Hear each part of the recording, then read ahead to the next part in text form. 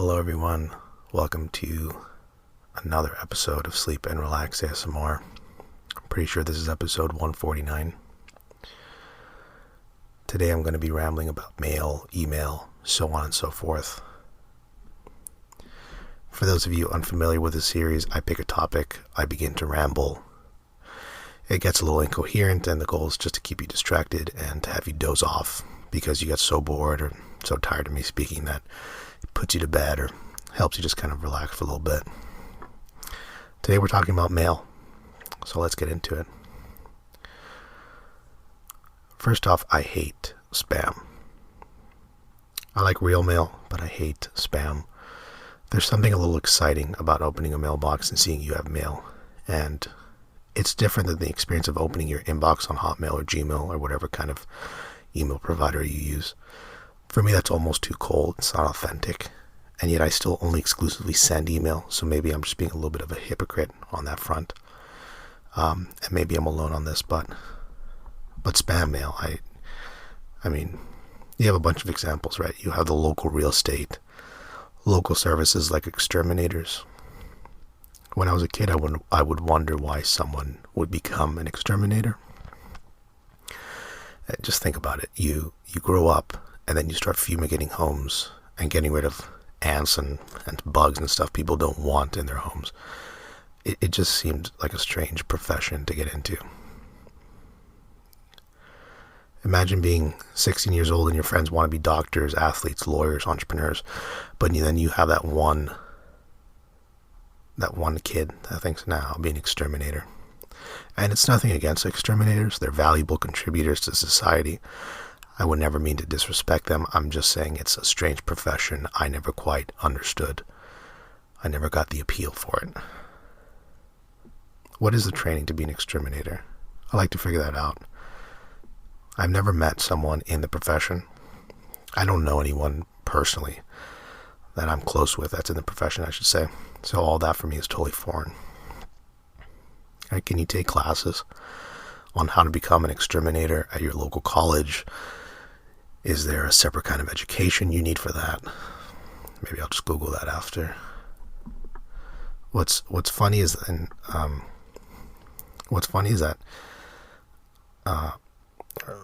I'm saying it's funny. I guess it's not actually funny. I guess what is interesting, or the most type of interesting, the type of spam that I think is most interesting are the local sales prices for homes. Because I kind of think to myself, well, I'm already living in my home. I understand plenty of homes are bought and sold, but it's like trying to sell an ice cream to someone that already has an ice cream parlor, or that they already have ice cream in their hands while they're looking for more ice cream. I understand if you're attracting people living in apartments or living in an area that is on the decline, but I always find that I was going to say interesting. It's not interesting. I always found it strange, to be honest. Because again, I'm already in my home. You're literally sending me a piece of correspondence to my home, telling me about how much or what prices nearby homes are being sold. But if I'm already in my home, chances are I'm not buying a home or selling a home right now. If I lived in an area that were full of senior citizens, I could probably understand a little more that they want to retire and maybe downsize, but that's not the case in my area. And again, I understand if you're in an apartment building, because maybe you're transitioning from apartments to actually buying your first home, but that doesn't apply to me. I think it's weird. And then there's always a picture of the overly tanned real estate broker, right? You know the type, a little bit of Botox, not too much, got plenty of hair, maybe a toupee, pearly white teeth, fake little grin. Kind of like, what's the name of that attorney? Howard from Better Call Saul. He kind of fits that. I mean, his character in the show is brilliant, and actually I came to really like him, which is why I'm surprised I'm blanking on his name. I think it is Howard. Yeah, Howard Hamlin, I think is his name. But that kind of type, you always get the flyers with that kind of profile. A guy that tries a little too hard, again, has the nice hair, that's probably not his hair, has the really white teeth, has, that tan going on. But maybe that's just me. I could be off. Once again, no disrespect to real estate brokers. That's also a worthwhile pursuit. I don't want to offend any real estate brokers, but it just seems to me like every time I get that spam mail, that's sort of the profile I always find. Or not always, but certainly I see often. I'm going to check what mail I have here in front of me. First mail I see here is from Wells Fargo, mentioning I may qualify for a credit card. I bet all these banks spend so much money on sending out this mail. I mean, how many people actually reply and get a new credit card? I've never done that before. Maybe that's just me. But I've never known, or I've never heard someone I know say, oh, I received a mail from, Wells Fargo or Citibank or Chase, just asking me to get a new line of credit, and I did it. I mean, how many people actually receive a mail and do exactly what's asked of them in that mail? Buy a new home, open a line of credit, whatever it may be. But am I alone in that I really enjoy opening up mail that isn't spam? I mean, I like opening up mail and seeing it's a Christmas card and stuff like that. Speaking of professions, how many young people are becoming mail couriers these days? Or mailmen and mailwomen, I suppose. Whatever the official title is, or role. I guess you can assume it's a dying profession, but, the U.S. Postal Service is still around. As a kid, it would seem as if physical mail was going to die by 2005. That's what it felt like when I was, it just seemed like email was going to obliterate physical mail, and that definitely hasn't been the case, but, still declining, I imagine. Every now and then I get interview requests for jobs via email. Once I received an email about a recruiter about working as a store manager for Apple. That's strange for a few reasons. First and foremost, I've never worked a day of retail in my life. And it's a professional career that I have absolutely zero experience in. So the fact I was offered an interview to become a store manager made me laugh a bit. I also don't own any Apple products. That's the second reason why I was surprised. They wouldn't know, I guess, that I don't. Well, they're not supposed to know I don't have any Apple products unless they somehow have hacked all my information and know exactly everything about me. But again, it wasn't as if I was, posting about Apple products on social media or, spilling my soul on how much I love Apple products, because I've never done that either. Please don't hunt me down, Apple fanatics. I have a friend that stands by all his Apple products, and he will literally wait in line for 8+ hours just to get a brand new iPhone the day it comes out. And hey, listen, I think their products are really gorgeous. They're sleek. They're beautifully designed. You just want to lick the screen on your iPhone or your iPad or whatever.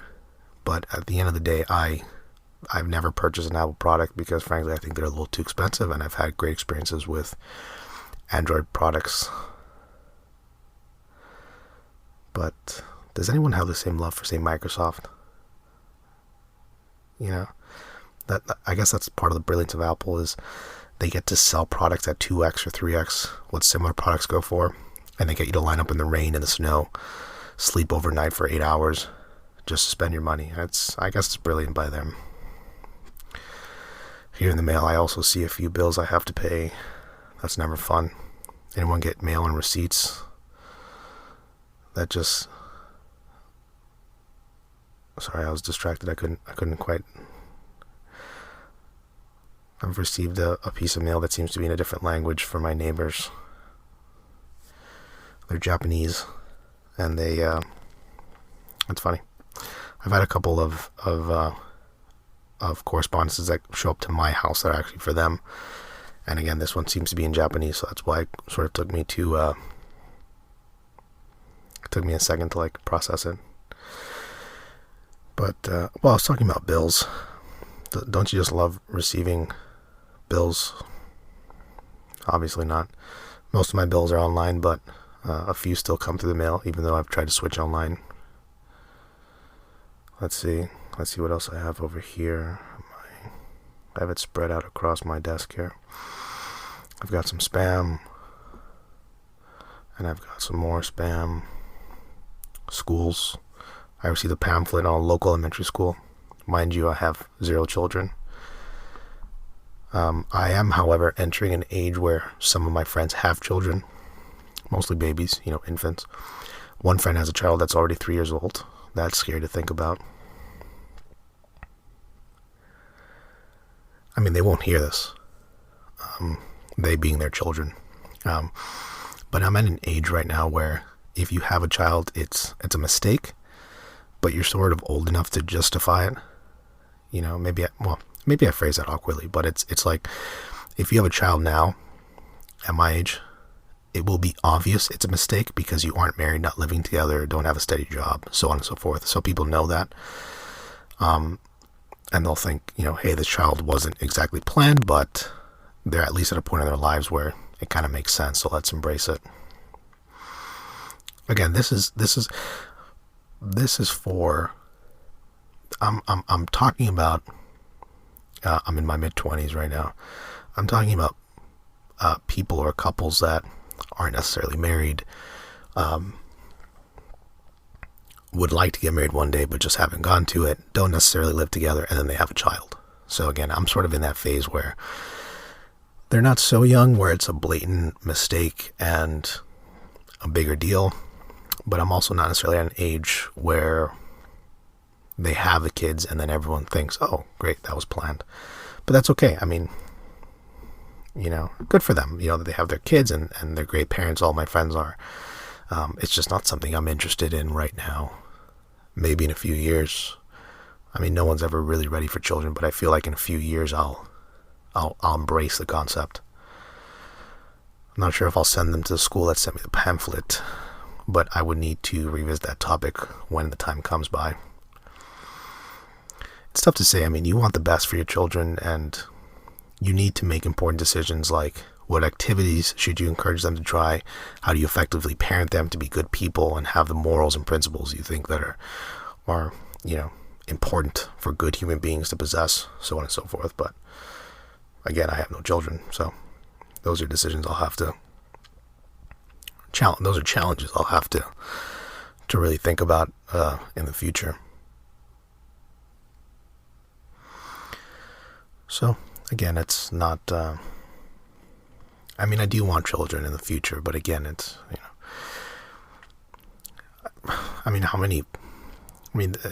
schooling is a very important decision. I mean, you can't just make a decision off schooling just by a nice pamphlet that a local school sends. Here I have IKEA sent me a full booklet. I don't know what you call them.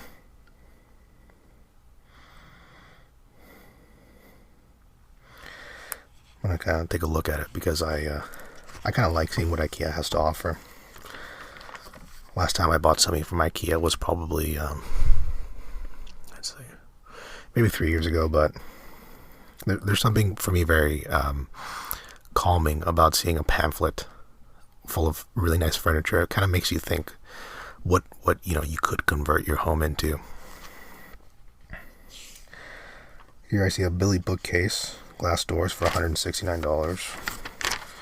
I'll pass. They have like an interesting, it almost looks like a booth you would see at a restaurant, except kind of cut in half for $160 each. I'll pass. I've always looked at like the models that they use, and I don't know if you would call them models necessarily, but the models, the people that are in the photos for, say, IKEA. Is that what they do for a living? Are they just models or actors that are settling for that gig, or? And they always look so happy. I love how there's this. It's always the same shot.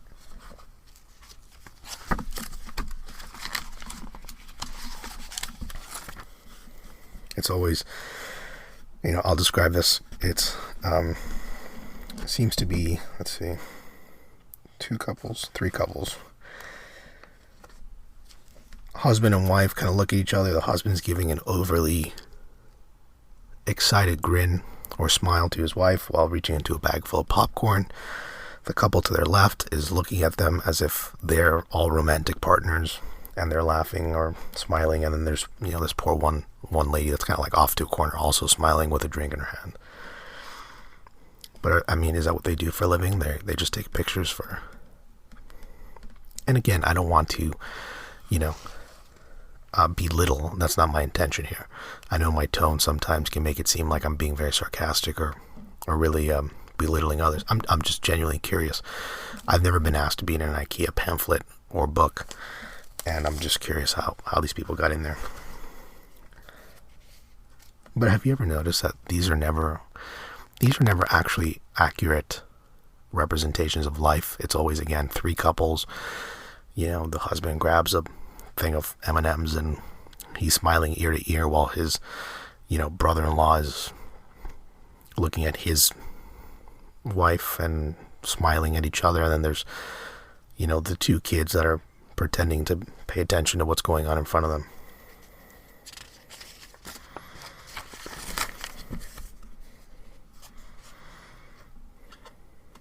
In this picture, I see a father and son playing chess, it looks like. God bless them if that's the case. The truth is, I'm at an age where, growing up, I did have cell phones, but they just weren't that sophisticated. They were basically just machines for texting and making phone calls. But now I look at family I look at friends that have younger siblings that are, firmly, teenagers. And they're never off their phones or iPads or whatever devices they have. As a matter of fact, I have one friend whose younger sister basically is rotating between three devices at all times. She has a phone, she has a phablet, and she has a tablet on her almost always. And again, it's always, juggling between those three devices, a video on one, Spotify on the other, and, Instagram on the other device. So, if you can actually get a 16-year-old to sit down and play chess with you, well, you're a great parent, and they must love you. Live well, travel light, furniture made to move with you.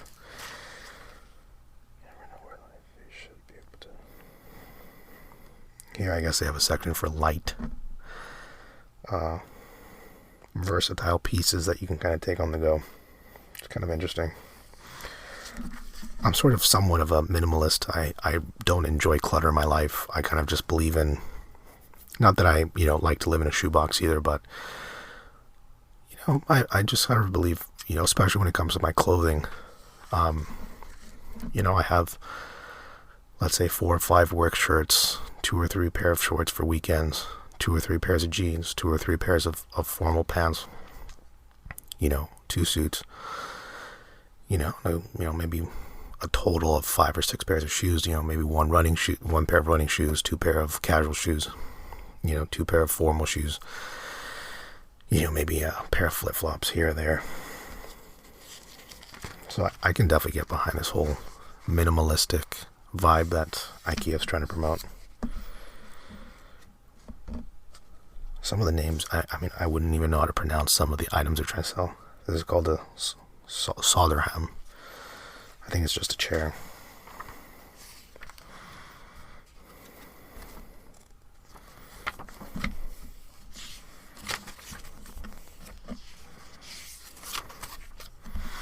I wonder how much it cost IKEA to print these books, send them to thousands of homes in the country, and then I wonder what kind of return on investment they actually get. Because it can't be that cheap. It really cannot be that cheap to print these and then send them through the mail. I mean, they have the money, but...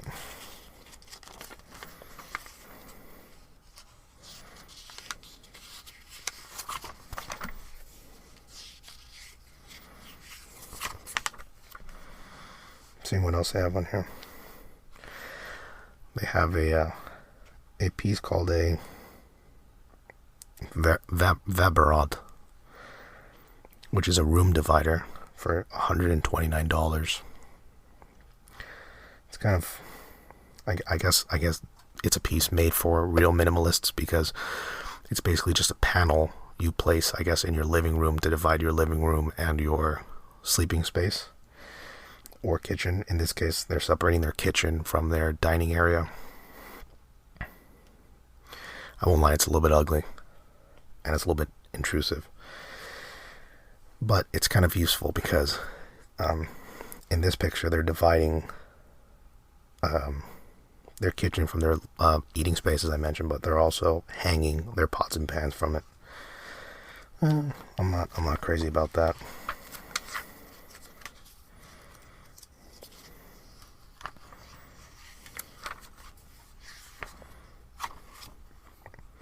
And then again, with these pictures, it's just, it's pictures that, I mean, maybe it's just me, but they don't depict any version of reality that I've ever seen before or experienced, which is, just, a wife and husband, having coffee together, and they're just doing things that, it's a nice idea, but, come on. It's like, place your foot on the table, point at the desk and, sort of like marvel at how beautiful it is. And anyway, I'll stop on that because I don't want to make it seem like I hate IKEA, the models that they use, or the photography, because they have beautiful photography. But photography is definitely one of those hobbies that I've wanted to get into for a while. Around the time I started making the podcast, I basically decided to push with the idea of the podcast for a couple of reasons. I thought, first and foremost, podcasting is something that I've always been passionate about. I basically exclusively listen to podcasts, and I have been since I was probably 16 years old. I mean, it's rare when I'll listen to music on the go or at the gym or whatever.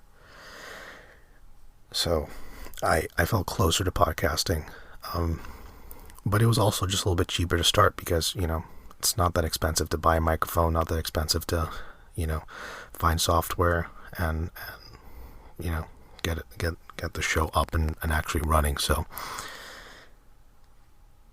I mean, I'd like to visit photography in the future. I have this idea of sort of wanting to travel, taking, and take beautiful pictures of the places I visit and maybe sell them on canvas or as stock images or whatever it may be. But for now, it's just the podcast, which I'm still loving. I mean, I imagine that there are some of you that have been listening from the beginning, and the show at this point is over a year old. Which, God, how time flies. But I still love it as much as I did when I was learning sort of just how to, do everything. Before, it would take me, no kidding, maybe 4 hours, 5 hours for some episodes. A lot of time. And I was working, I've been working this whole time, full-time elsewhere.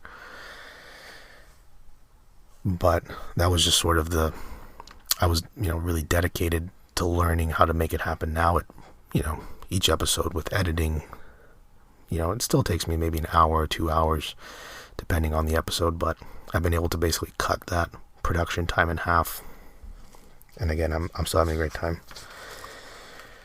But who knows, maybe one day I'll be a photographer for IKEA instead, and I'll be the one directing all these models how to position themselves in a way that looks most appealing to people reading the IKEA books, pamphlets, whatever they're called.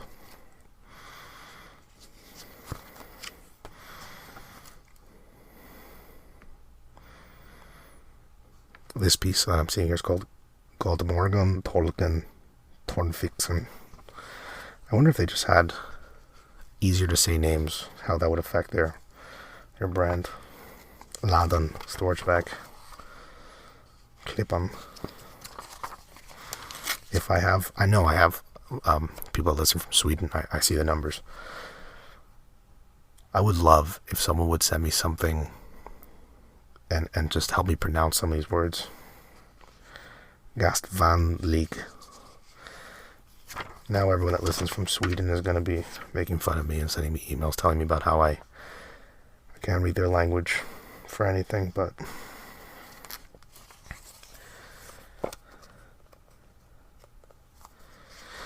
Anyway, I'm going to put away this IKEA book. Always a fun read. Put it down here. Hopefully I don't make too much noise here.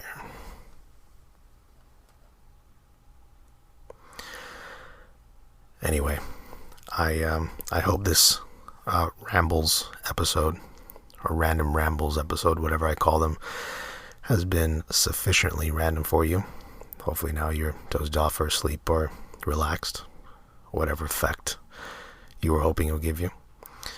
That'll be the end of this episode. If you have suggestions on topics you'd like me to cover in the future for this series, you can send suggestions to hello@sleepandrelaxasmr.com. That's all for now. Thanks as always for listening, and take care.